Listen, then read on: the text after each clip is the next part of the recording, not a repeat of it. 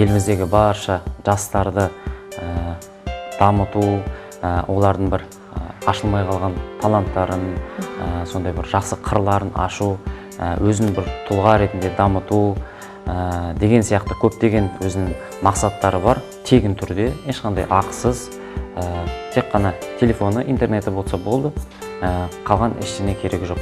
Егер барлық нәрсені дұрыс істесе, өзін 5 бағытта дамытса, бұл қатысушылар 3 түрлі медаль ала алады. Кейбір қатысушылар енді шыдамады деген, өйткені жүйелі түрде бір нәрсені істеу, жаңағы айтып өткендей өте қиын. Өзін-өзі дамыту ешқашан кеш емес қой. 29-дан кейін де 30-40 болсын, әр адам әрдайым өзін дамыту керек. Адамға 1000 рет ақыл айтқаннан гөрі, оны бір рет істеп көрсетсең, оған сенімдірек болады. Армысыздар, ардақты ағайын, сенбілік кеште сіздермен бірге диалог бағдарламасы. Бүгінгі қонағымыз елбасы медалі жобасының тәлімгері Бәйімбет Құбайдолла. Хабарымызға қош келдіңіз. Қош көрдік. Өткен жылы Қазақстан Республикасының тұңғыш президенті Нұрсұлтан Назарбаев жастарды қолдау мақсатында ел үміті атты бастаманы ұсынған болатын. Оның аясында түрлі жобаларды жүзеге асыру көзделген. Соның бірі елбасы медалі.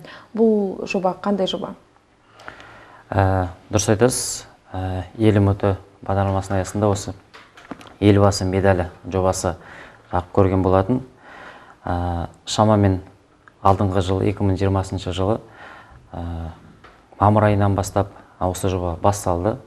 Бұл жоба негізгі мақсаты 14 жас пен 29 жас аралығындағы еліміздегі барша жастарды дамыту, олардың бір ашылмай қалған таланттарын, сондай бір жақсы қырларын ашу, өзін бір тұлға ретінде дамыту деген сияқты көптеген өзінің мақсаттары бар. Өте керемет жоба. Бұндай жоба жалпы Қазақстанда әлі болған жоқ деп кәміл сеніммен айта аламын. Өзінің нәтижесін қазір беріп жатыр. Көптеген таланттарды, мықты азаматтарды көріп жатырмыз. Сондай бір нағыз қазіргі Қазақстан жастарына керек жоба деп айта аламын. Елбасы медалі жобасына қатысу үшін не істеу керек? Бұл жобаға қатысу үшін көп нәрсе керек жоқ. Тек қана жалпы жастардың өзін бір дамытам деген бір ынтасы болса жеткілікті.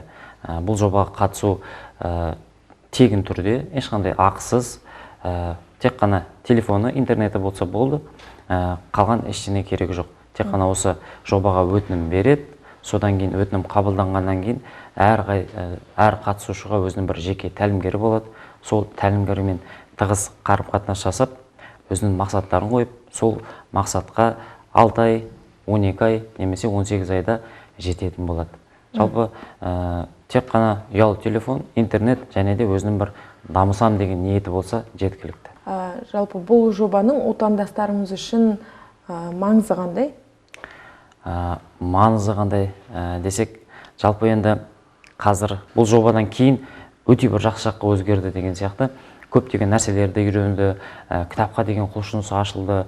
Жалпы бала проектке дейін, жобаға дейін және жобадан кейін екеуі екі түрлі болып шықты деген бір жақсы нәтижелер көріп жатырмыз. Маңыздылығы осы деп ойлаймын. Жалпы білуімше, жоба 3 кезеңнен тұрады. Сол кезеңдерге толығырақ тоқталып кетсеңіз? Жақсы. Жалпы бұл елбасы медалінің жобасы 3 кезеңнен тұрады. Біріншісі қола медалі. Жалпы енді егер барлық нәрсені дұрыс істесе, өзін 5 бағытта дамытса, бұл қатысушылар 3 түрлі медаль ала алады. Егер 6 ай уақыт алса, бұл қола медаль, 12 ай, яғни 1 жыл, бұл күміс медаль, және де 1,5 жыл, 18 ай, бұл алтын медаль. Осы медальді ала алады, осындай уақыттарда егер жұмыс істесе. Жалпы бұл медальдің бір кереметтілігі дейік па, бұл бір алтын белгімен бір пара-пар деген бір медаль деп айта аламыз. Өткен мысалда, егер бір ЕНТ берген уақытта, ОБТ берген уақытта, бір мысалда кейбір оқушылармен балдары ұпай саны теңесіп қалса, елбасы медаль алған адамның, оқушының, жалпы қатысушының бір басымдылығы болады деген бір оң тұстары бар, е? Оң тұстары бар. Жалпы жаңа айтып жатсыз, 3 кезең 6 ай, 1 жыл, 1,5 жыл. Айырмашылық неде сонда? Айырмашылық жалпы ұзақтықта ғанақ. Мысалда енді бұл жобаның енді негізгі мақсатының біреуі балаларда бір жақсы әдет қалыптастыру. Жақсы әдет қалыптастыру. Мысалда бір ғалымдар зерттеген, егер жалпы бір адам, кез келген адам болсын, бір нәрсені үзбей бір ай болмаса бір 40 күн істесе, ол адамның әдетіне айналады. Әдет. Егер адамның жақсы әдеттері көп болса, оның бір жаман, бос уақыт қалмайды. Өйткені оның әдеттері жайда көп, бос уақытты ойламайды да, басқа нәрселері көп деген сияқты. Жалпы бұл оқушымыз 5 бағытта дамиды ғой. Жалпы 6 ай бойы өзін 5 бағытта дамыту деген, ол қандай бір адамға енді оңай нәрсе емес. 5 бағытта өзін әр апта сайын дамыту, оны істеу, сосын істеген нәрсесін бізге жіберу, тәлімгерлерге деген сияқты. 6 айға кейбір оқушылар өзі әрең шыдайды деген сияқты. Өйткені бұл қиын нәрсе, енді бастап жатқан адамдарға. Ал 1 жыл деген одан да қиын, 1,5 жыл деген тіпті өте қиын деген сияқты. Сол енді соған байланысты уақыттың осындай айырмашылығы. Білуімше, өткен жылы біздің өңірден 370 адам қола медальді иеленуге ниет білдірген. Оның 260-ның бағы жанып, олар осы қола медальді алды. Негізінен бұл кімдер және мақсатқа жету үшін қандай жұмыстар атқарылды? Соған тоқталсаңыз. Дұрыс айтасыз. Жалпы 370-дей, мүмкін одан да көп адам бізге өтінім берді. Өтінім бергеннен кейін 260-сы шамамен осы медальді алды. Кейбір оқушылар енді кейбір денсаулығына байланысты, сондай бір кейбір адамдар болды. Кейбір қатысушылар енді шыдамады деген, өйткені жүйелі түрде бір нәрсені істеу, жаңа айтып өткендей өте қиын. 260 адамның жалпы бір 80% дерлік оқушылар, кәдімгі 14 жастан бір 17-18-ге дейін, 8 сынып пен 11 сынып аралығындағы оқушылар. Қалғандары өзіміздің Манаш Қозыбай атындағы Солтүстік Қазақстан мемлекеттік университетінің студенттері. Қалғандары енді жалпы жас ұстаздар, өзін дамытам деген бір сондай жалынды жастар. Негізі басым көпшілігі осы қатысушылар. Көбінесе оқушылар қатысты дейсіз ғой, көбінесе оқушылар қатысты. 29 жастағы жастар болды ма? 29 жастар болды, бірақ әр өңірге мысалы жастар енді санын әртүрлі берді. Мысалы кейбір Астанада 29 жасқа дейін болса, бізде 25 болды. Енді патолог дейді ғой, ең үлкен жасы 25 болды. 25 жастағылар болды, көп болды. 29 жастағылар да болды, олар Астана қаласында қатысып жатыр. Жалпы өзін-өзі дамыту ешқашан кеш емес қой. 29-дан кейін де 30-40 болсын, әр адам әрдайым өзін дамыту керек. Бұл енді үлкен жас емес, 29 деген. 6 ай бойы жаңа айтып жатырмыз, оқушылар, жастар мүдірмей тапсырмаларды орындады. Білімше әр қатысушының өзінің тәлімгері болды. Сізде жастарға бағыт-бағдар бердіңіз. Өзіңіздің қарамағыңызда қанша жас болды?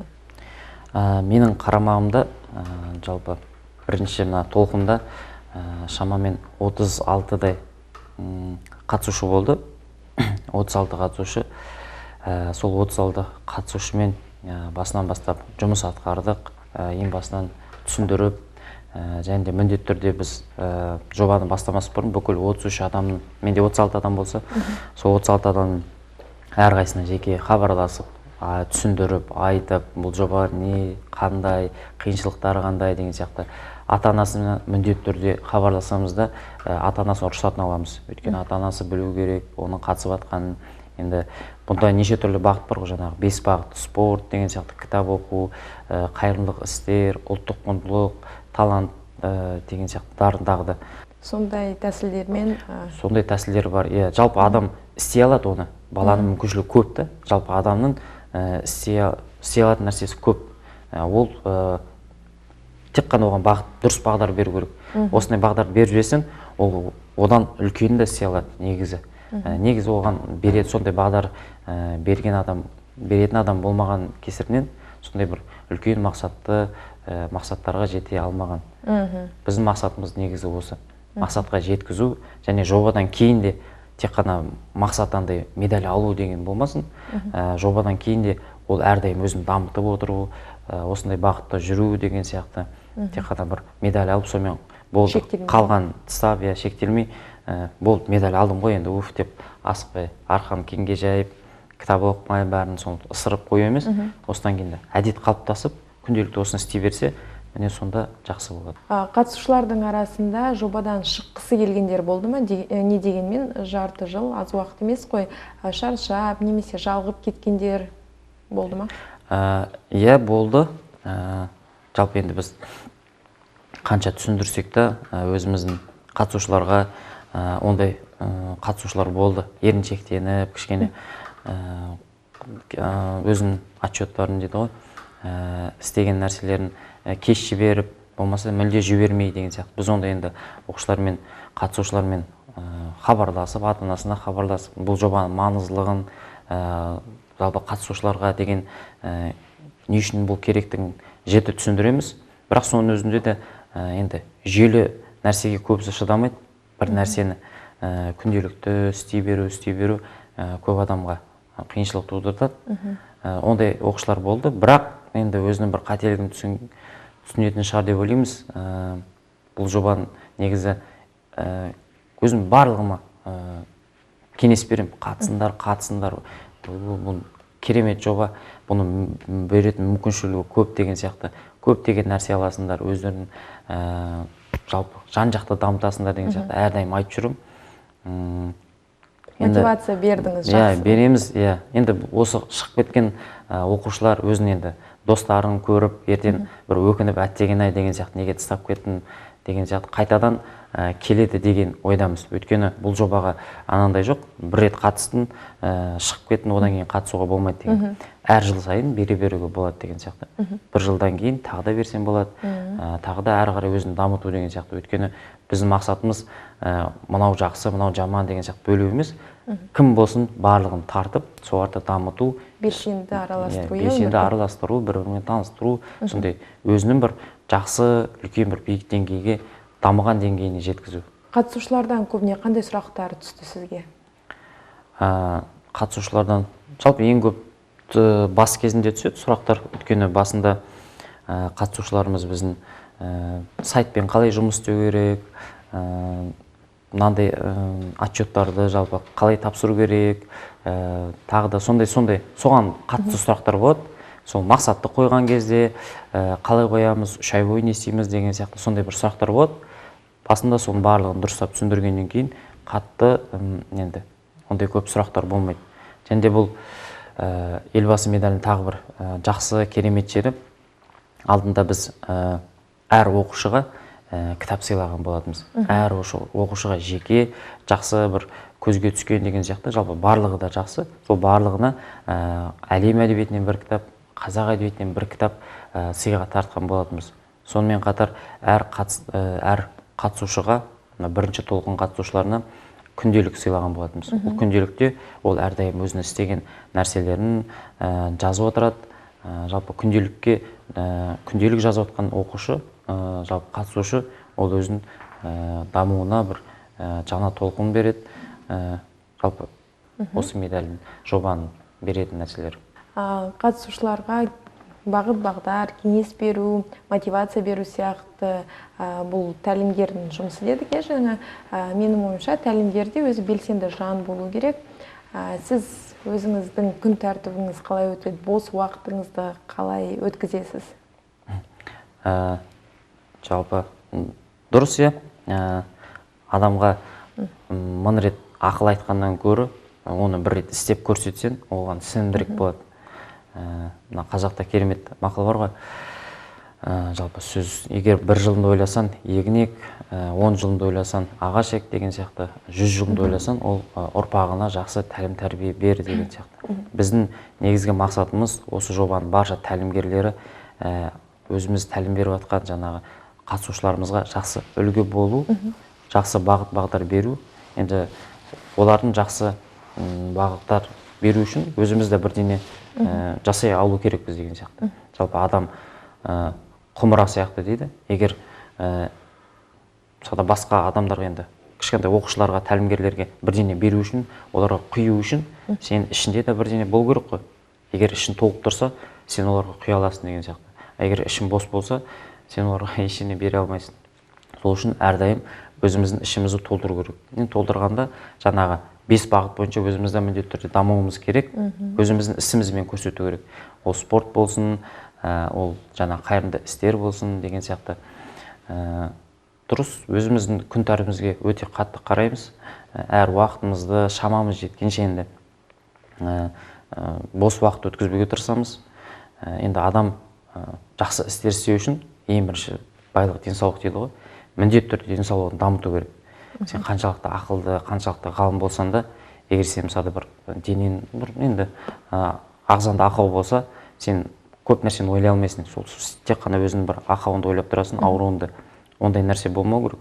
Сол үшін денен әрдайым жіті бір сондай бір жақсы деңгейде болу керек. Спортпен әрдайым шұғылдану керек. Ол әдет болып қалыптасу керек. Біздің жаңағы бір бағытымыз еді ғой, спорт. Спорт міндетті түрде әр оқушының, қатысушының өмірінде болу керек. Сол үшін бізде де тәлімгерлердің ішінде де барлығы дерлік 20 тәлімгер бар ма мысалда? Олардың барлығы да спортпен шұғылданады. Олардың барлығы да кітап оқиды, міндетті түрде. Өте сондай білімді тәлімгерлеріміз барлығы сондай бір сен тұр мен атайын деген сияқты мықты азаматтар. Енді өзімнің жаңа күн тәртібіме келсек, міндетті түрде таңертең шамам жеткенше жүгіруге тырысам. Жүгіріп бүкіл күніме энергия алып деген сияқты. Содан кейін күнделікті бір жоқ дегенде бір 30-40 бет кітап оқуға тырысамыз. Осы жылы жалпы жаңа смарт цель деп айттым ғой. Бір жылға мақсат қойдым. Осы бір жылда 52 апта болса, 52 кітап оқу деген сияқты. Осы әр аптада бір кітаптан бітіріп, аяқтап, соны өзімді білімді жетілдіру деген сияқты. Енді жалпы өзімді жан-жақтан дамытамын. Тек қана мысалы тәлімгер болып осы жолда қалып қоймай, өзімді жарыстарға қатысамын неше түрлі, өзімнің мамандығыма байланысты әрдайым даму жолында сондай жүремін деген енді бір ойдамын. Болашақта осындай тәлімгерлеріме, қатысушыларыма жақсы үлгі болсам деген бір ниеттемін. Жақсы, өзіңіздің жастарға деген кеңес беретін бір кітабыңыз болса, мысалы тайм-менеджменттен мотивациялық немесе өмірге деген көзқарасты өзгертетін бір бесіңіз бар шығар, сол. Жалпы енді кітаптың жақсы жаманына деп бөлмейді екем. Кітапты жалпы әр адам оқу керек. Мынадай телевизор көретін, жалпы ұялы телефон шұқылайтын адамдарды кітап оқитын адам әрдайым басқарады деген бір жақсы нәрсе бар. Жаңа өзім айтқандай, әлемдегі қандай бір дамыған, мықты кім болсын, ғалым болсын, ғұлама болсын, бай болсын, бизнесмен болсын, әрқайсының өмірбаянын алып қарасаңыз, олардың барлығы да кітап оқыған. Өте көп кітап оқыған. Сол кітапты оқудың арқасында осындай деңгейге жеткен. Кітап оқуға әркімге кеңес береміз енді. Оның пайдасын айтпасақ та белгілі енді, барлық білетін шығар. Енді сондай бір жақсы деген кітаптар, енді жақында оқыған бір атомные привычки деген кітап бар, өте керемет. Жалпы жаңағы әдетті қалыптастыру. Қалай жаман әдеттен арылып, жақсы әдеттерді өзіміздің өмірімізге қалай енгіземіз деген. Ақиқат пен аңызды оқыса болады, Әзілхан Нұршайықовтың керемет кітабы. Бауыржан Момышұлымыздың, атамыздың өмірбаяны, өмірге деген көзқарасы, сондай бір батыр азаматтарымыз қандай болған деген сияқты. Міндетті түрде өзіміздің алаш қайраткерлерін оқуға кеңес беремін. Өйткені тарихты білу керек, міндетті түрде. Жалпы енді содан кейін енді өзім қандай мамандықта болған, енді қандай маман, қандай болғысы келеді, соған байланысты кітап оқыса деп енді кеңес беремін. Жақсы, елбасы жобасы сізге не берді? Қандай тәжірибе жинадыңыз өзіңіз үшін? Елбасы медаль жобасы бұл маған жалпы көп нәрсе берді. Жаңағы тек қана оқушыларға бір нәрсе айтып қоймай, оларды дамытпай, өзімде енді жаңағы үлгі болу дедіңіз ғой. Сол үлгі болу үшін мен де осыны істеу керекпін ғой, мен де осыны істейін, көрсетейін деген сияқты. Сондай олармен бірге өзім де дамыдым. жаңағы. Биыл да елбасы медаль жобасы жалғасын табуда. Біздің өңірде күміс немесе алтын медальға қатысуға ниет білдіргендер бар ма? Биыл міне бұйыртса наурыз айының аяғынан басталады. Екінші толқыны деген сияқты. Бұл толқынға қазірден бастап көптеген қатысушылар өзінің өтінімдерін беріп жатыр. Күміс деңгейге, алтын деңгейге, қола деңгей, осы үш бағыт бойынша да көптеген өтініштер түсіп жатыр. Жалпы бізді көріп жатқан барша жастарға, көрермендер, ата-аналар болсын, өздеріңіздің осы 14 жас пен 25 жас аралығында таныстарыңыз болса, міндетті түрде осы жобаға шақырыңыздар, келсін, дамысын, жан-жақты өзін бір дамытып, елге бір пайдалы азамат болсын. Біздің негізгі мақсатымыз осы сондай бір әр жасты еліне пайдалы, бәсекеге қабілетті бір тұлға ретінде қалыптастыру. Сол үшін баршаларыңызды шақырамыз, келіңіздер, қатысыңыздар, өз мүмкіншіліктеріңізді көріңіздер. Хабарымыздың соңында шағын блиц сауалнама, сізге арналған сұрақтарға тез әрі нақты жауап беру керек. Бірінші сұрағымыз, сіздің өмірге деген көзқарасыңызды өзгерткен фильм? В погоне за счастьем десем болады, Уилл Смиттің және де енді фильмді да өте бір көп фильм көрмеймін, бірақ көрсем бір айына бір рет. Сосын Ұлы дала зары деген жақында шыққан фильм, өте керемет, халықтың бір тарихын жақсы баяндайтын. Сондай фильмдерден кейін өмірге деген құлшынысым артып кетеді бірден. Қазіргі Байымбет пен мектеп кезіндегі Байымбет кездессе, қандай кеңес берер едіңіз? Жалпы, егер ол кезде елбасы медалі жобасы болса, соған қатысар едім, міндетті түрде. Тарихи тұлғамен кездесуге мүмкіндік болса, кіммен кездесер едіңіз және қандай сұрақ қояр едіңіз? Тарихи тұлға дейсі, ондай тұлғалар өте көп. Енді өзіміздің алаш қайраткерлерімен кездесер едім. Жалпы, егер мүмкіншілік болса барлығын, Әлихан Бөкейхановтан, Ахмет Байтұрсынов деген сияқты, Мұхаммед Қонаевтың аталарымызбен деген сияқты. Сондай бір елге деген күшті қайдан алды, сондай бір ел үшін, жер үшін бір сондай бір әрдайым әрекет үстінде, харекет үстінде даму үшін, елім, жерім деген сияқты азаматтар үшін қайдан күш алып осындай бір сондай деңгейге жетті, сондай қандай ақылдарын алар едім солардың. Сіздің эталоныңыз бар ма? Бар болса, ол кім? Эталонымыз,